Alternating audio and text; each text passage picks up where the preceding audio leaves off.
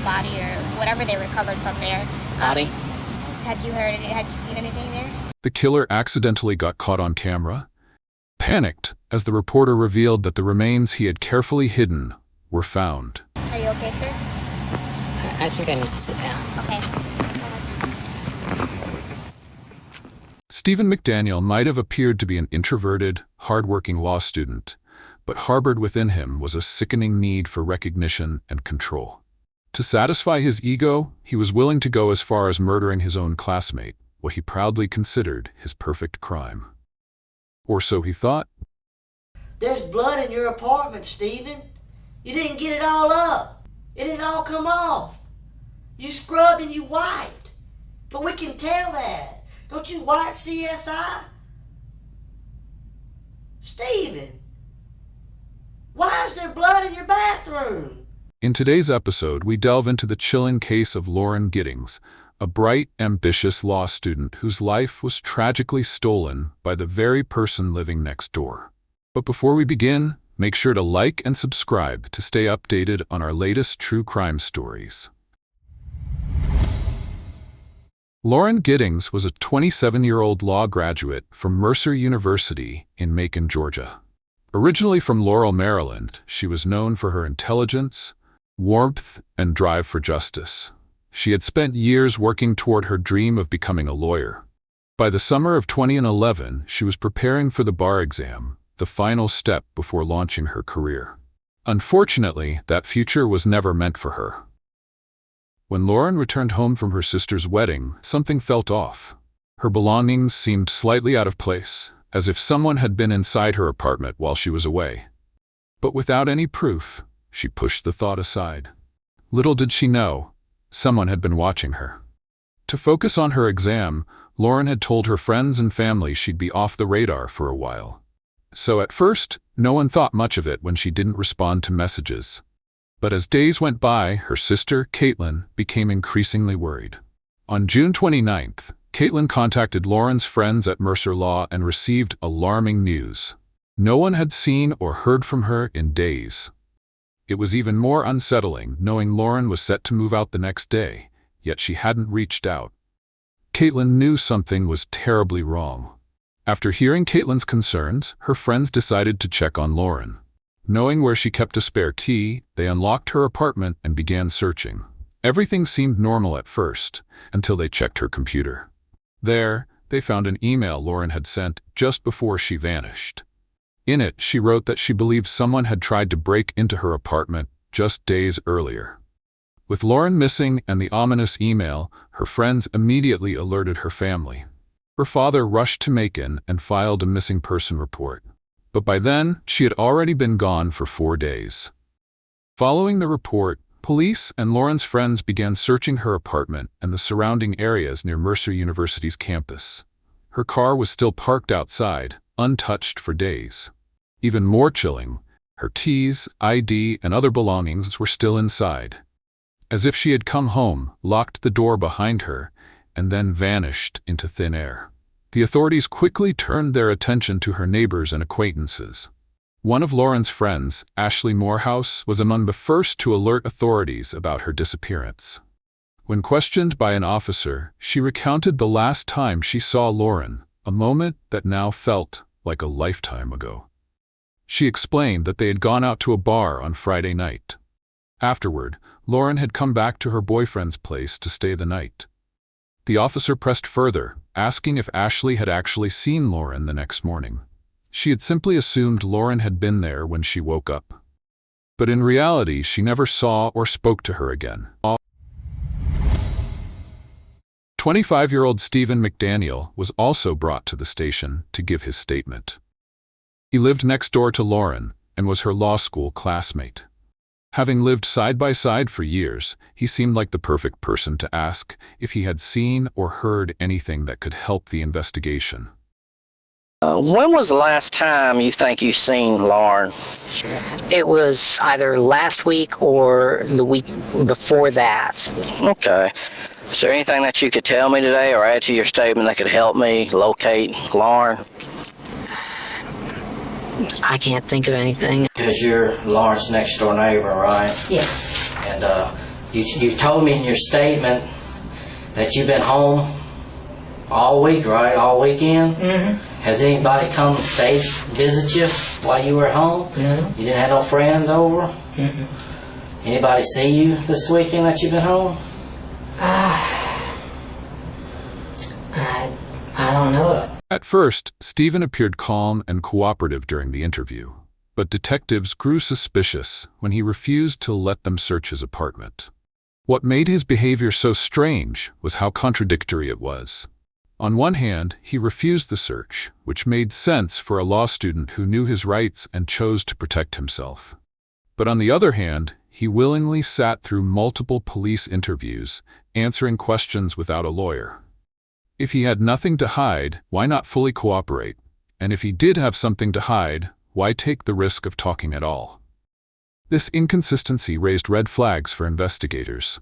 You stated that you're willing to do anything to help me. If I can help, I will, but... By helping me, I've asked everyone there, and everyone in the apartment complex has agreed, except you. It's the lawyer in me, I suppose. I mean, what can I say? I just needed to know the reasoning behind you not doing it. You just are worried that I'm gonna mess with your firearms if you're standing there? No, I'm always just protective of my space. After some persuasion, officers finally searched Stephen's apartment. Though they found no evidence related to Lauren, the police couldn't ignore his increasingly strange behavior. For some reason, Stephen was under intense stress, and his body reacted instinctively. He was sweating a lot. His mouth went dry, and Stephen chugged bottles of water like his life depended on it. As police continued searching the neighboring apartments, Stephen stood close to an active investigation, appeared anxious. Maybe he had nothing better to do. Or maybe he wanted to keep an eye on what the officers were finding. Later, Stephen claimed that police told him he couldn't stay in his apartment, but also wasn't allowed to leave the area, explaining why he had to linger nearby. In the end, officers left his apartment empty-handed. But they weren't done with him yet. On July 1st, 2011, police noticed a strong, foul odor near the apartment complex. Following the scent, they made a horrifying discovery.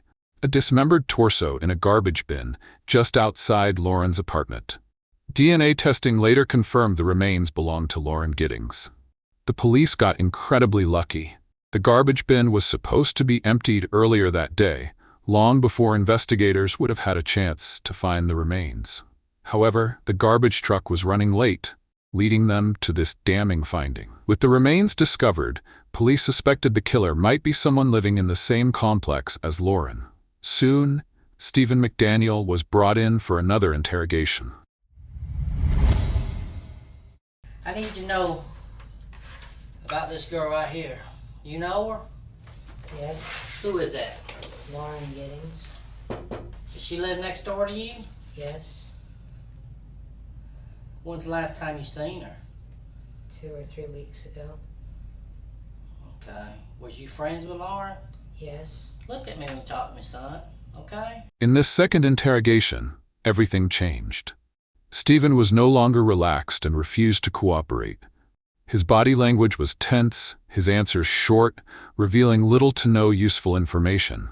When the police's suspicion fully landed on him, his confidence seemed to crumble. Especially considering that just a few hours earlier, during an interview with a reporter, the moment he learned that Lauren's remains had been found, Stephen immediately had a mental breakdown. The body or whatever they recovered from there. Body? Had you seen anything there? Are you okay, sir? I think I need to sit down. Okay. Stephen looked shocked, struggling to process the news. He walked away, then sank to the ground in apparent disbelief. The revelation clearly rattled him. At first glance, his reaction might seem like genuine grief, the way a friend would respond upon realizing the person they had hoped to find alive was actually dead. But a closer look reveals something far more sinister. This isn't just a friend reacting to a tragic discovery. This is the moment a killer realizes the body he thought was well hidden has been found far sooner than expected. In an instant, his carefully crafted plan begins to crumble. And the worst part? It's all caught on camera. Coming back to the interrogation, the detective began to notice the distinct shift in Stephen's behavior. During his first interview, when he refused to allow a search of his apartment, Stephen didn't seem nervous at all. In fact, he gave a long-winded explanation and openly discussed the firearms he owned, using animated hand gestures as if he believed he could talk his way out of suspicion. A sudden change in a suspect's behavior during interrogation is a major red flag for deception. It doesn't necessarily mean they're guilty, but there's always a reason behind it, and the detectives were determined to find out what it is. And you've lived next to Lauren for a long time? Yes. Okay. Do you know where she's at tonight? No. No. Have you ever seen her with that dress on? No. You have no idea where she's at? No. I need to know where Lauren's at. I don't know. Stephen deliberately kept his answers short, only yes, no, and I don't know. His behavior was now completely different from before. Just 6 hours earlier, in an interview about Lauren's disappearance, he had confidently told a reporter she might have been snatched, offering a lengthy response. During the interrogation, he intentionally gave out dead-end answers for knowing that the less he said, the safer he was. Giving too much information could backfire and possibly incriminate him. Stephen likely believed police had no solid evidence against him, and by appearing cooperative, he thought he could walk free. But detectives weren't fooled. They knew that when a suspect gives brief, guarded answers, it often means they have something to hide. We don't know where she is. I mean, the only thing we can think is that maybe she went out running and someone snatched her. You got your ass on that fucking news and stood out there and gave a media report that her mother saw about her missing daughter. And you want me to sit there and tell them that you don't know? Is that what you want me to tell them? Because you're all over the news. You sure stood out there and ran your mouth to the news media. But now you're going to get out here and you don't fucking know. You know. You're just a sorry piece of shit that don't give a fuck. While Stephen McDaniel refused to talk, police also questioned Lauren's boyfriend, David Vandiver. Given their on and off long-distance relationship, he was also a person of interest in the investigation. During the interrogation, David was visibly tense, but fully cooperative. When detectives informed him that a body had been found, the weight of the news hit him hard. He answered every question directly, admitting he hadn't contacted Lauren while in California or after returning home. He also revealed that, despite once joking about not knowing where her spare key was, he eventually discovered it on a round patio table, inside a small ceramic container. His open body language and willingness to help set him apart from Stephen, whose guarded behavior raised red flags. Though the stress of the situation was evident, there was nothing to suggest David was hiding anything. After extensive questioning, David was cleared of suspicion and allowed to leave. Meanwhile, police shifted their focus back to Stephen. What do you think happened to her? I think someone took her. Well, you know there was a body found in the trash can next to the apartments. Yes. You do know that. And it's a female, white female's body. Right there. Right next to y'all's apartment. Feet from her apartment. We don't know 100% sure it's Lauren. But we're pretty confident it is. I mean, who would do something to somebody and throw them in a trash can? I'm asking for your advice or your observation. Who in your complex would do something like that? You lived over there for 3 years. In your expert opinion, of all your knowledge of going through law school and all that, who in that complex do I need to talk to? I don't know. The detective attempted to extract information from Stephen by asking for his thoughts on what might have happened. They also referred to him as an expert, a strategy used in the Reed technique. This interrogation method is often employed on violent offenders with antisocial traits, such as grandiosity, a craving for admiration, and a sense of superiority. Flattering them as an expert can sometimes coax them into revealing more than intended. However, with Stephen, the tactics didn't work. Why all of a sudden you're acting like this? I don't understand. Okay. Earlier today we sat here and talked. But now you're acting like you don't know what's going on. I mean, did something happen or something to you? I mean, why are you shutting down? Why are you not talking to me?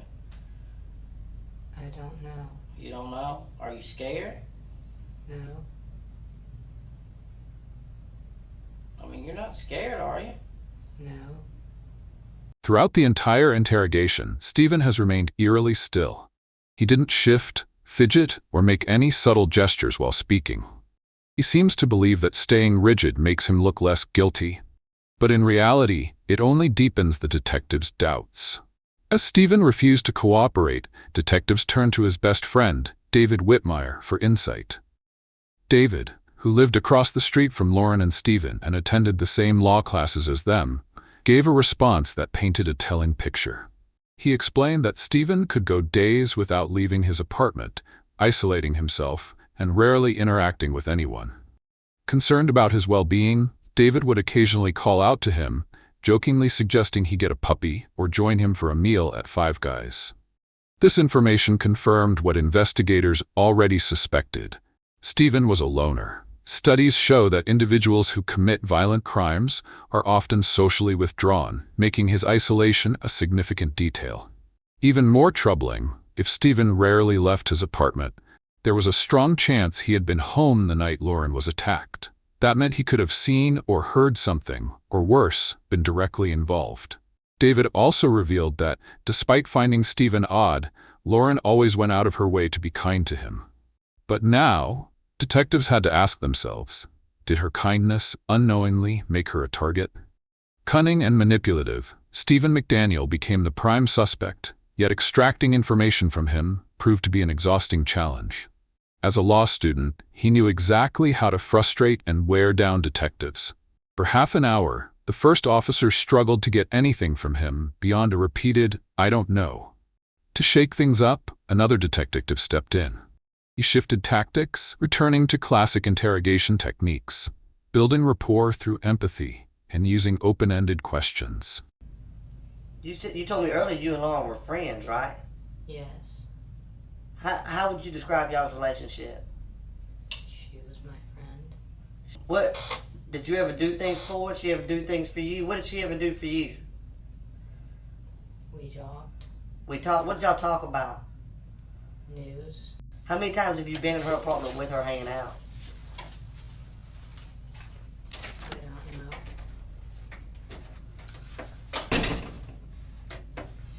You don't know? If you had to guess, what was just, I mean, 1 time, 2 times, 3 times, what? Maybe 2. Maybe 2?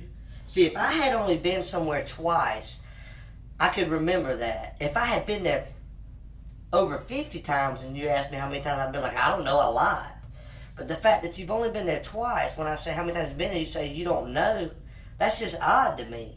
Noticing inconsistencies in Stephen's statements, the second detective leaned in, increasing the pressure to uncover more about his relationship with Lauren.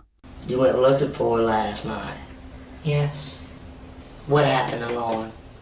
I don't know.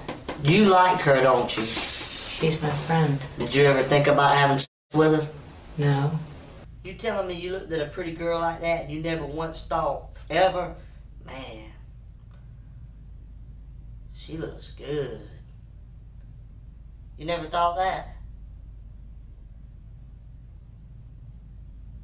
I don't understand. What do you mean you don't understand? So you mean to tell me you look at porn on the internet and get off to that, but You never looked at her and said, man, I wonder what it'd be like to have sex with her? Yes. You have? No.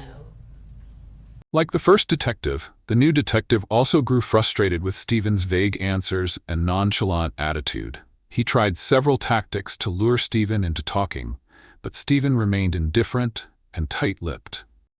To better understand Stephen and Lauren's relationship, the detective questioned a friend that knew them both.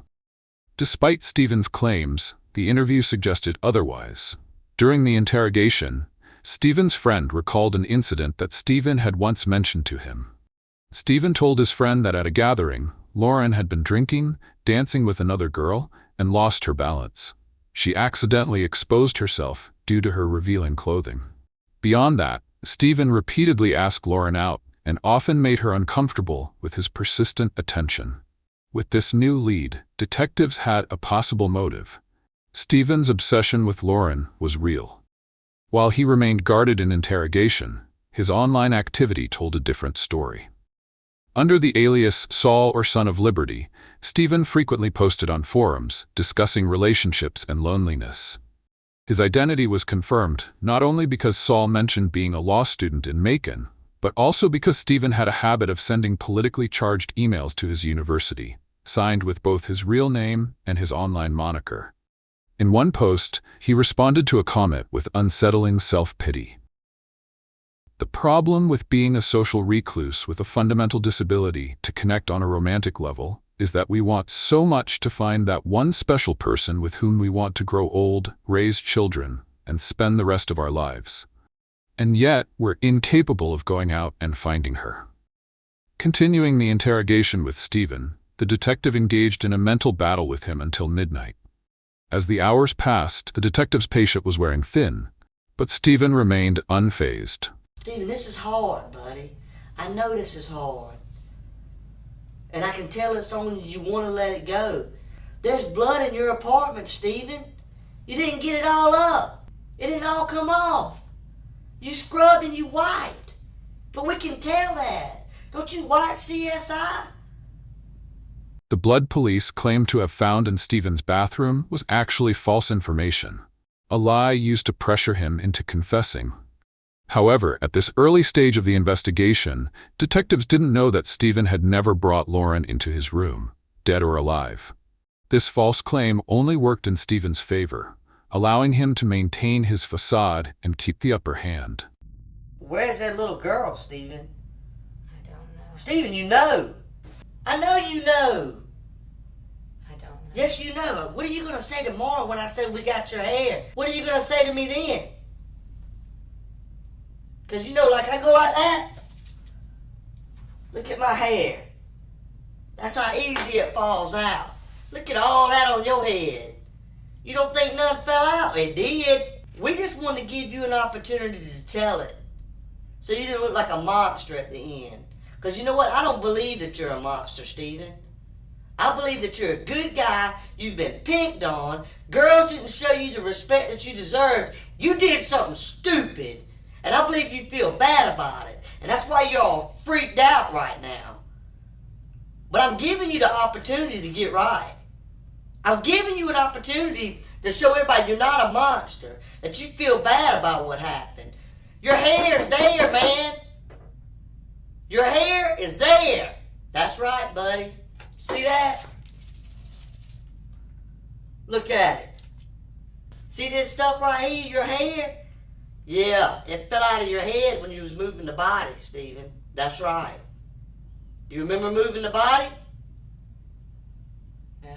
Yes, you do, Stephen. At this point, Stephen might enjoy toying with the detective. Watching them grow irritated while he stays emotionless could give him a sense of control, maybe even superiority. Police were convinced of Stephen's guilt, but with little evidence, the interrogation quickly hit a dead end. Why did you hurt that girl? I didn't. Why did you hurt her, Steve? I didn't. You take this from me. You don't deserve to look at it. Just stay right here, okay? Okay. I appreciate all your cooperation tonight, okay? Okay.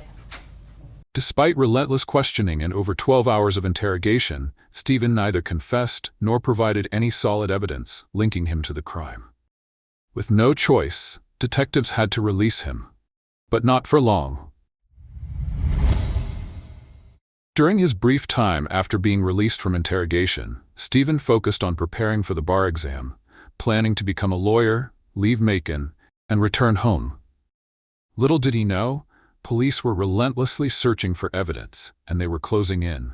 On July 2nd, they obtained a warrant to search Stephen's apartment. What they found changed everything.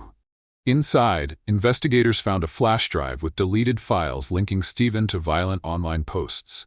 They also discovered hacksaw packaging, gloves, and dark clothing. However, the most damning find was a bloody hacksaw in a nearby trash bin. But this was just the beginning. During a deeper search of his apartment, investigators found something downright chilling: 2 suspicious keys. The first key was an exact match to Lauren's apartment key, confirming that Stephen had a way into her home without her knowledge. This meant he could have entered at any time, completely unnoticed. The second key was even more disturbing. It turned out to be a master key for the entire apartment complex, giving him unrestricted access to multiple units. When investigators questioned the apartment manager, she was shocked and revealed that she had lost that master key 3 years earlier and had no idea where it had gone. With this evidence, police arrested Stephen, but not for Lauren's murder. Instead, they charged him with burglary after uncovering his history of breaking into apartments. This strategic move kept him in custody while they built their case for murder. After Stephen's arrest, police obtained a search warrant and collected critical forensic evidence, including hair samples, a buccal DNA swab, and fingernail scrapings. Among Stephen's belongings, police found a flash drive that belonged to Lauren, containing hundreds of photos of her, along with evidence that he had frequently viewed her Facebook and LinkedIn pages. Even creepier, they found a pair of Lauren's underwear hidden in his apartment. Investigators then discovered a homemade spying device, a wooden pole with a camera duct taped to one end. Stephen had used it to secretly record Lauren inside her apartment through her window. And most disturbing of all, a deleted video recovered from his computer, believed to have been recorded the night Lauren was murdered. Stephen's fate was sealed when forensic analysis confirmed that the hacksaw contained Lauren Giddings' DNA. On August 2, 2011, police officially charged Stephen McDaniel with her murder. But murder wasn't the only crime tied to Stephen. On his flash drive, police found sickening and inappropriate images of children. As a result, he faced multiple charges related to child exploitation. With mounting evidence and no way to talk his way out, Stephen McDaniel finally cracked. In 2014, he accepted a plea deal to avoid the death penalty and have the child exploitation charges dropped. But there was a catch. He had to reveal exactly what happened to Lauren Giddings the night she was murdered. In his statement, Stephen admitted he had stolen a master key to the apartment complex, but never disclosed when or how he took it. Using that key, he slipped into Lauren's apartment around 4:30 a.m. on Sunday, June 26, 2011. Wearing gloves and a mask, he crept into her bedroom and stood over her as she slept. But she woke up and saw Stephen standing in front of her. Though wearing a mask, Lauren still recognized him and told him to get out. However, Stephen didn't run. Instead, he lunged at her, wrapping his hands around her throat. Lauren fought desperately, struggling to break free. They tumbled to the floor, but Stephen held on, tightening his grip. With what little breath she had left, Lauren begged Stephen to stop. But he refused. He kept strangling her, holding on for minutes, possibly as long as 15 minutes, until she finally stopped moving. When it was over, Stephen dragged her body into the bathtub. He didn't flee or panic, but simply went back to his apartment and spent the next day on his computer, as if nothing had happened. Then around midnight, he returned to Lauren's apartment. This time, he brought a hacksaw. In the darkness, he began dismembering her body, carefully wrapping the remains in black trash bags. One by one, he carried them to the Mercer Law School dumpsters, disposing of them before daylight. To hide the evidence, Stephen cut up the mask, gloves, and shirt he was wearing and flushed them down the toilet in his apartment. To this day, only her torso has been recovered. The rest of Lauren's remains are never found. Now that the truth about Lauren Giddings' fate had been uncovered, but one question remained. Why did Stephen kill her? When Lauren woke up and saw Stephen standing in her room, did he act on impulse? It's possible that, in that moment, he made a split-second decision to kill her. That might explain why he left afterward and didn't return until later to dismember her. He hadn't planned for what came next. But there may have been something else at play. It's hard to ignore the timing. Lauren was murdered just days before she was set to leave. If Stephen had convinced himself they had some kind of unspoken relationship, her leaving would have shattered that illusion. Losing control over her, over his obsession, may have pushed him over the edge. Perhaps the most baffling part was Stephen's inability to clearly explain why he murdered Lauren. Yet at the same time, he showed an unsettling level of self-awareness. He wrote, "It's difficult for me to explain why I killed Lauren. The difficulty in explaining it lies in my own inability to understand it myself. I know that it was very wrong. I'm not delusional or without morals or decency. Yet I acknowledge that something in my makeup, my psychology, my neuropathy, my own particular pathology perhaps, must explain it. But it's beyond my reach. Lauren was my friend." Both investigators and Lauren's family have expressed doubts about Stephen's statement, noting that he had plenty of time to craft his letter. They believe it was merely an attempt to portray himself as mentally ill in hopes of avoiding a harsher punishment. Ultimately, on April 21, 2014, Stephen McDaniel was sentenced to life in prison, finally bringing justice to Lauren and her grieving family. That brings us to the end of today's episode. What are your thoughts on this case? Let us know in the comments below. If you enjoyed this video, don't forget to like and subscribe for more true crime stories. Until next time, stay safe. Stay